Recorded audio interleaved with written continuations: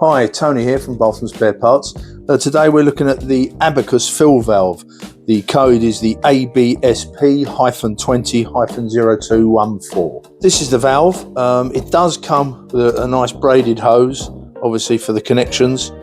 Comes with it. So here, another one with a filter. Always worth checking. As you can see from the gauze in it, it's quite fine. So it picks up any muck. That's always worth the first check.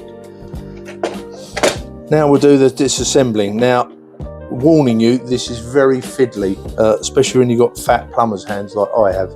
So take your time, do it step by step, but you'll probably end up with some very sore fingers. Right, so the first thing to do is to undo this float mechanism. So you take this lower one off, slide that on there, and then hold it up. And there's another clip you can see there, just holding it. Again, get that out, then get that out of the way.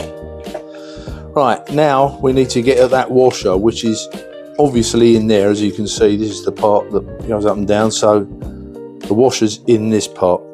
So what you can do is we need to get it past, there's a little clip here, so we need to try and get it over that clip. You probably just saw that jump up, so I'll put my thumb under it just to prise it under, and then out she comes. As you can see there's a round washer that's important to make sure that's back on it when we put it back together.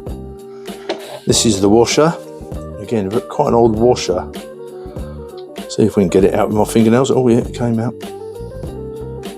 Very unusual washer. Pin in the middle. So that goes back in there.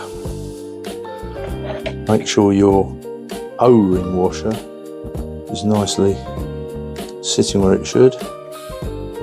Hold it at about 4 o'clock, then spin it round and it will click over that lip there. That's all nice and solid. It's just a case of clipping up the float again.